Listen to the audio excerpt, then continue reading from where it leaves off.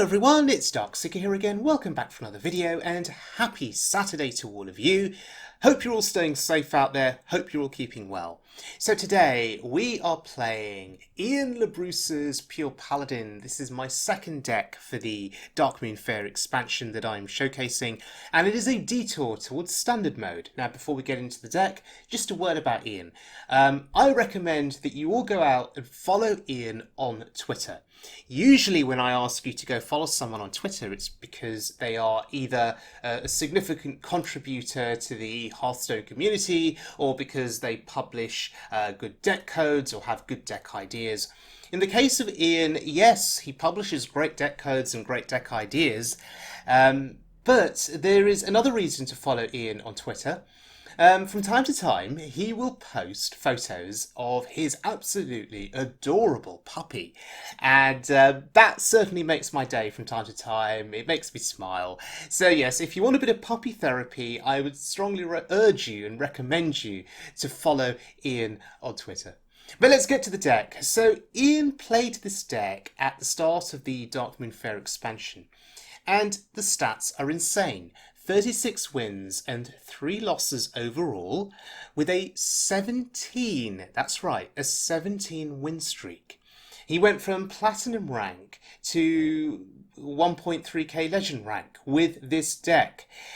How absolutely insane. And this deck plays a new Paladin legendary card from the Darkmoon Faire expansion, High Exarch Yrel, which is the 8 cost, 7/5 statted minion. If your deck has no neutral cards, get Rush, Lifesteal, Taunt and Divine Shield. It's the more expensive version of Ziliax. So let's see how this card fares in the deck. There's a bit of debate online as to how good this card is and whether it's worth crafting. So, our first game is against a rogue. I will fight with honour, apparently, says our hero. I don't know about that. We shall try to fight with honour. First day of school. I've been playing a bit of Pure Paladin over the last couple of months, and first day of school, in my opinion, is an MVP card, for sure. Why? Because it gives you a 1-drop that you can play on turn 1. And that often gets you either ahead on the board or lets you match up with your opponent. However, in this instance, we are playing Murga because the Priestess just dies to the Rogue Hero power, and our other 1-drop is a Dormant minion. And I just don't think that's correct to develop on our turn 1. Given what he put on the board. Murga absorbed a hit from his dagger. He's taken 2 damage. I'm okay with that. I think now we can play the Priestess. Because now we've protected Murga from dying to his dagger. It's got 2 health. This has actually worked out incredibly well for us. And notice that he did not attack with his stealth minion last turn. So I'm absolutely fine with this turn of events. His stealth minion did not get to hit my face. It did not attack for 1 turn, and then it died to a trade. Absolutely brilliant. Now, with a deck like this, you can absolutely just steamroll your opponent with just a series of Divine Shield minions, Taunt minions that just come down on curve and then get buffed. You can just steamroll. Aggressively steamroll.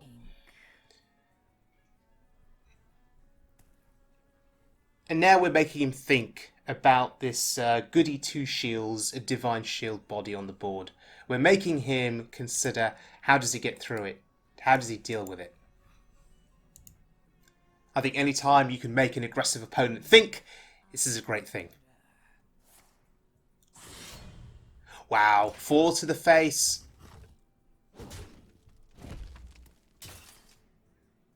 And an eviscerate. Unbelievable. What an investment. I'll take that. I will absolutely take it.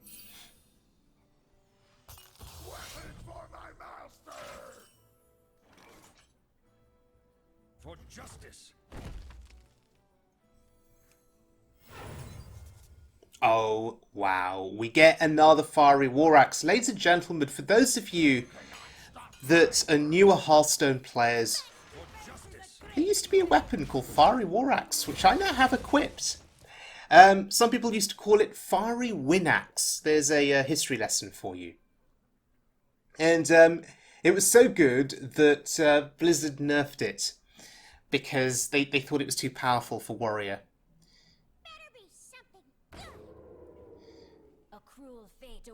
So yes, a trip down memory lane there. Fiery War Axe.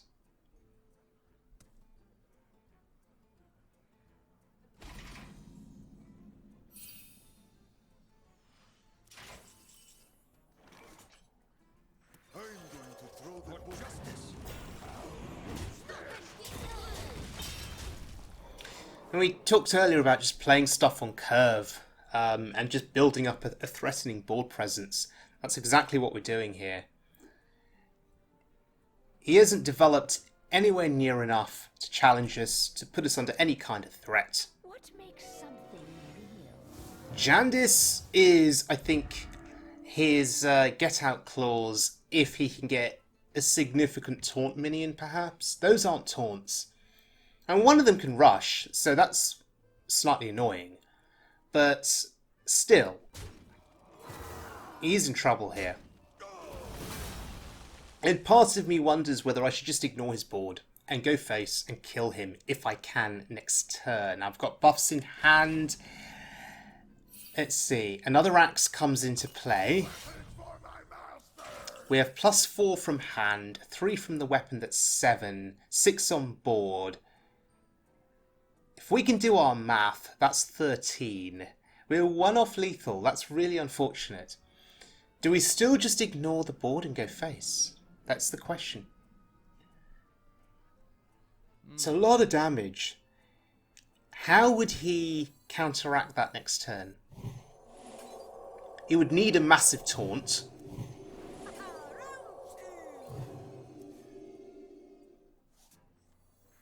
I assume they don't play massive taunts. I assume that's not a thing in Rogue on Standard.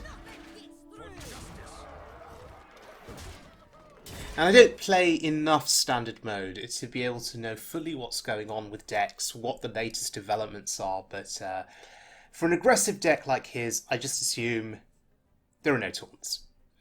No taunts, which means we've probably won this game, unless he can find enough damage to burst us down on this turn. There's 8, including the weapon. I assume it's highly unlikely. So we'll just throw out that well played, because I assume he's just showing off here. Yeah, 2 mana. What are you going to find for 2 mana that finds you lethal here? Care to make a wager, friend? And that's it.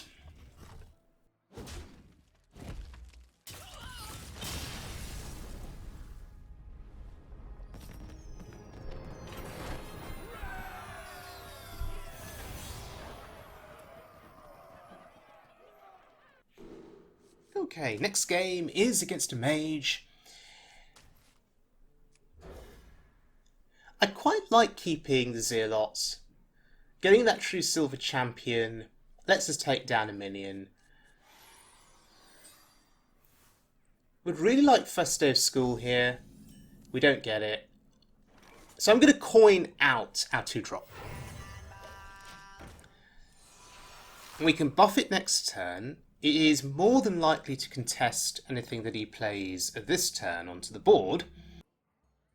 Come in! Everyone's a winner!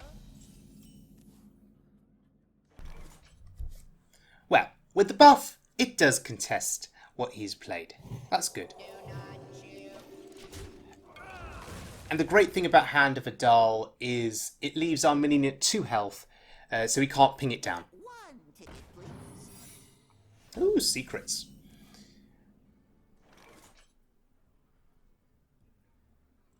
We could buff it again. Test for counterspell. Maybe. If it is counterspell, how sad are we? That's the question. That is the question. And are we happy to lose Hand of Adal to counterspell? I guess we'd rather lose Hand of Adal to counterspell. Do not choose. Yeah. Oh wow, 3 cards. Okay. That's interesting.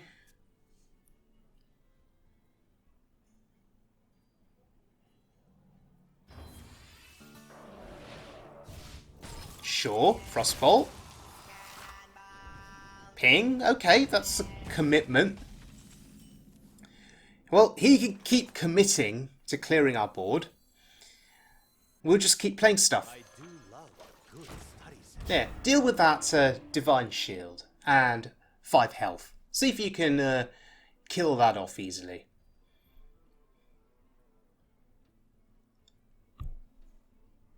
Constant stream of pressure coming down each turn from us.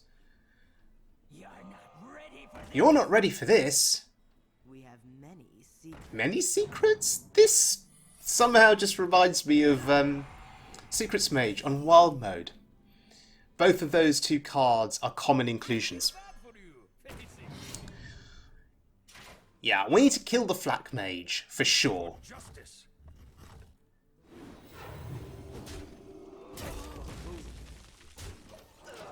Wow. Seeing a Flak Mage on Standard Mode. Keep having to remind myself this is Standard and not Wild. But good to see that card getting some play. If my opponent believes that his deck is viable, I mean, that's pretty good. 2 4/4s on the board. And we deal with it. I'm too strong It's fine. for justice. Well, what do we do next?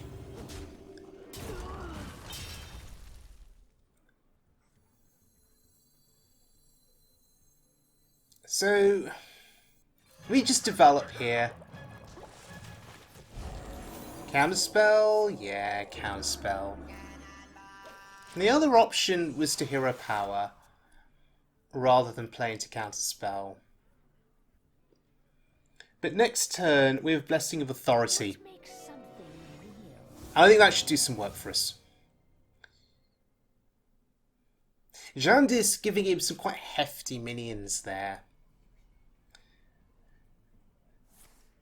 I assume the vulnerable minion on that board is going to be the 4/6.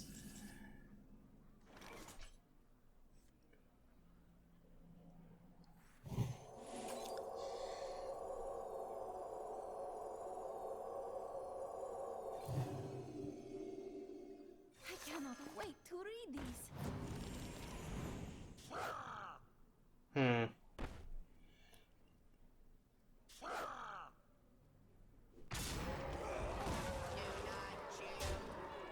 Oh, okay. It wasn't the 4/6 that was vulnerable. My cargo, my business.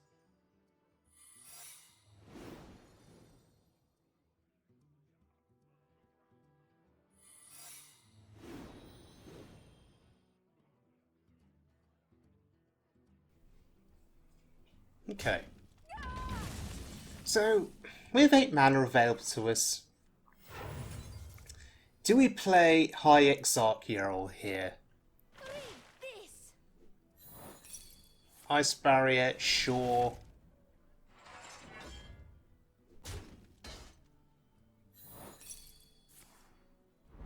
Okay, that's fine. Healing is better.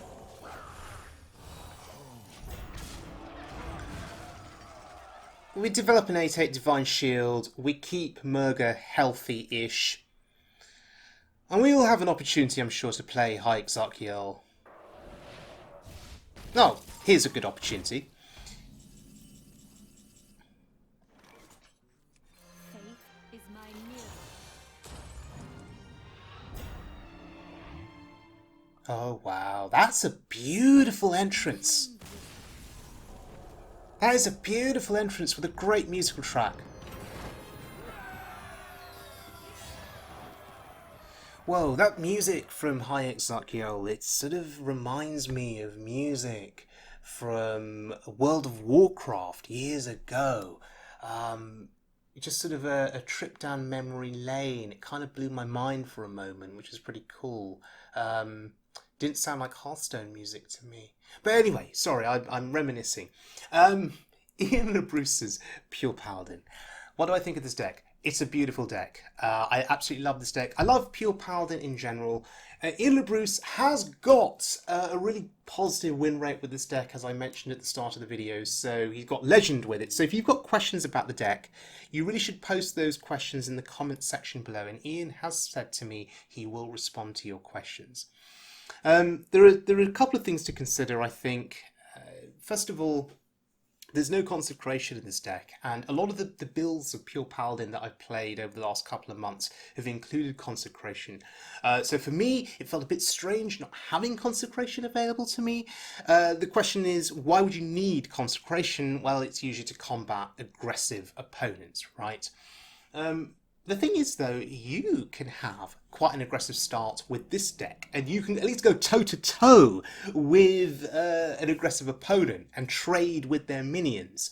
Because Aldor Attendant, which costs 1, so play that on turn 1 and then buff it with Hand of Adal or Libram of Wisdom. Murga, with Divine Shield, buffed with Hand of Adal or Libram of Wisdom. That gets you trades. First Day of School, giving you 1-drops that you can play on turn 1, gives you that foothold on the board to counter against aggressive decks. Shotbot is a sticky-ish minion. Kind of reminds me of Shielded Minibot. I know they're different in design, but sort of reminds me of that in some ways.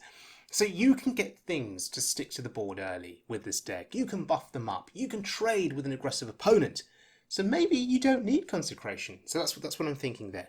The second thing to consider, High Exarch, is she worth crafting? I posted this question on Twitter, and the majority of people responded said no, she's not worth it because she's too expensive. She costs 8. She's an expensive version of Ziliax. Ziliax used to cost 5 and therefore still considered very good. High Exarch costs 8. Is she too slow? That's the question. I will let Ian comment on this more if he's got further thoughts on this. For me, having only played a very small handful of games with this deck, I can't come to an informed conclusion on whether High Exarch is worth crafting or not. I would obviously have to play a lot more games with the deck to be able to come to that conclusion. But the thing is, if you do get a chance to play her against aggro, she has 7 attack, right? So you're going to get healed for 7 as a bare minimum, right? And she's got Divine Shield, so they've probably got to trade into her again, so you're going to get more healing. She can be a lifesaver against aggro if you get the chance to play her. And let's not forget, you can buff her with the Librams, particularly if they've been discounted to 0. So there's value there as well. But I will let Ian comment more on her. Please note the deck costs 10,920 dust. It's very expensive. So just the health warning on this. If you are going to craft the deck, please ensure that you really want to craft it. And please ensure that you're really into the playstyle of Pure Paladin. Remember that High Exarch is a Pure Paladin card, okay? She's specific to Paladin and she's specific to Pure Paladin because she only works if there are no neutral cards present in the deck. So if you are crafting her, you are going all in on Pure Paladin. That kind of rhymes. So please be aware of that. But yes, thank you to Ian for this beautiful deck. I've really enjoyed playing it, and I'm sure I will continue playing this in the weeks and months ahead. I'm sure Ian will come up with refinements to the deck, so maybe follow him on Twitter to keep track of those refinements. I don't play as much Standard mode, comparative to Wild, but when I do play Standard, Pure Paladin in general is one of my go-to decks. So thank you very much for joining me, everyone. I hope you enjoyed the video, and I will see you all again very soon, as always, for more Hearthstone fun.